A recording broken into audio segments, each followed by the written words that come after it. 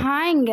மீன் குழம்புக்கு எந்த ஒரு மசாலாவும் அரைக்காம சிம்பிளாகவும் ஆனால் டேஸ்டியாகவும் பண்ணணும்னு நினச்சிங்கன்னா இந்த மெத்தடை ட்ரை பண்ணி பாருங்கள். இதுக்கு ஒரு பேனில் கொஞ்சமாக நல்லெண்ணெய் ஊற்றிட்டு கடுகு உளுத்தம்பருப்பு கொஞ்சமாக வெந்தயம் சேர்த்து நல்லா பொரிஞ்சதுக்கப்புறமா சின்ன வெங்காயத்தை நல்லா பொடிசாக கட் பண்ணி சேர்த்துக்கோங்க. கொஞ்சமாக கருவேப்பிலையும் சேர்த்துட்டு இஞ்சியை நல்லா தட்டி சேர்த்துக்கோங்க. ஒரு தக்காளியை பொடிசாக கட் பண்ணி சேர்த்துட்டு நல்லா மிக்ஸ் பண்ணி விடுங்க.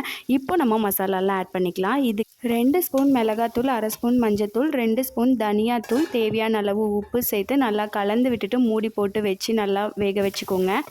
எண்ணெய்லாம் நல்லா பிரிஞ்சு வந்ததுக்கப்புறமா ஒரு நெல்லிக்காய் சைஸ் புளியை ஊற வச்சு கரைச்சி வச்சுருக்கேன். அதையும் சேர்த்துட்டு இப்போ உங்களுக்கு கிரேவி எந்த மாதிரி தண்ணியாக வேணுமோ அந்தளவு தண்ணி சேர்த்துட்டு நல்லா கலந்து விடுங்க. குழம்பு நல்லா கொதிச்சதுக்கப்புறமா கொஞ்சமாக தேங்காவை தண்ணி ஊற்றி பேஸ்ட் மாதிரி அரைச்சி இதில் ஃபைனலாக சேர்த்துக்கோங்க. கலந்து விடுங்க. நல்லா நல்லா கொதிச்சதுக்கப்புறமா இப்போ மீன் சேர்த்துக்கலாம். எந்த மீனாக இருந்தாலும் இந்த கிரேவி பர்ஃபெக்ட் டேஸ்ட்டாக இருக்குங்க.